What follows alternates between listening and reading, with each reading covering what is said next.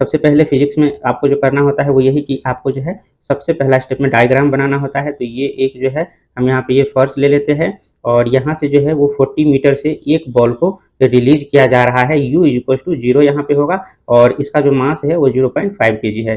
दूसरे केस में ये जो है वो बाउंस बैक करता है, यानी कि ऊपर की तरफ जाता है, 10 मीटर तक ये जाता है। तो आपको बताना है कि यहाँ पे जो इम्पल्स जनरेट होंगे वो कितना होगा। तो इसके लिए सबसे पहले हम कौन सा फॉर्मूला लगाते हैं, v square minus u square is equal to 2gh का फॉर्मूला लगाते हैं। तो यहाँ पे u जो है आपको 0 हो जाएगा, तो v इज इक्वल टू क्या हो जाएगा, अंडर रूट 2gh के बराबर हो जाएगा। v इज इक्वल टू, ये v इनिशियल ही होगा, ठीक है, v इनिशियल। तो यहाँ से हो जाएगा 2g का वैल्यू 9.8 लेना है और h का वैल्यू जो है फर्स्ट वाले केस में 40 दिया गया है। इसको थोड़ा सा कैलकुलेट कर लेते हैं, तो ये 0 हटेगा तो ये 10 से कट जाएगा, तो ये हो जाएगा टोटल 2 इंटू 2 इंटू 7 इंटू 7, इसको 98 को लिख सकते हैं ऐसे, और इसके बाद इसको 2 इंटू 2 यानी कि 4 को हम ऐसे भी लिख सकते हैं। तो v इनिशियल जो है वो कितना हो जाएगा, एक पेयर, दो पेयर और ये तीसरा पेयर, तो 2 इंटू 2 इंटू 7 हो जाएगा और ये टोटल कितना हो जाएगा 28 मीटर पर सेकेंड जो है आपको v इनिशियल आ जाएगा, ठीक है।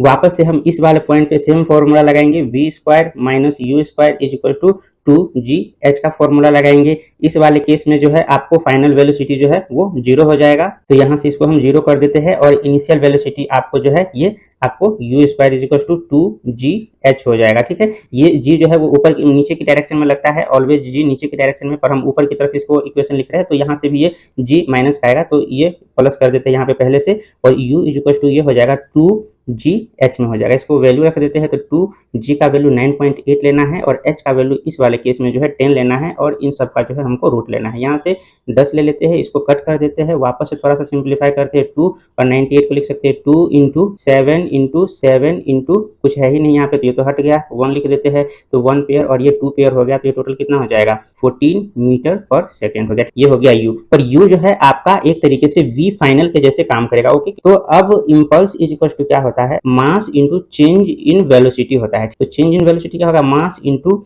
v final minus v initial होगा। तो मास 0.5 दिया गया है और v फाइनल मैंने क्या बोला हुआ था, इसको लेना है, तो v फाइनल कितना है आपको यहाँ पे 14 दिया गया है और दूसरे वाले केस में आपको minus v final minus v initial, और v इनिशियल जो है आपको यहाँ पे 28 मीटर पर सेकेंड था, पर ये नीचे की डायरेक्शन में था इसलिए माइनस 28 होगा, तो माइनस 28 यहाँ से ले लेते हैं, इसको और थोड़ा सा सिंप्लीफाई कर लेते हैं, तो 0.5 और ये ब्रैकेट में 14 प्लस 28 हो जाएगा। तो यहाँ से इम्पल्स जो है आपका फाइनल आंसर आ जाता है 21 न्यूटन सेकेंड, ओके। और 21 न्यूटन पर सेकेंड के हिसाब से आपका फर्स्ट ऑप्शन जो है वो करेक्ट हो जाएगा।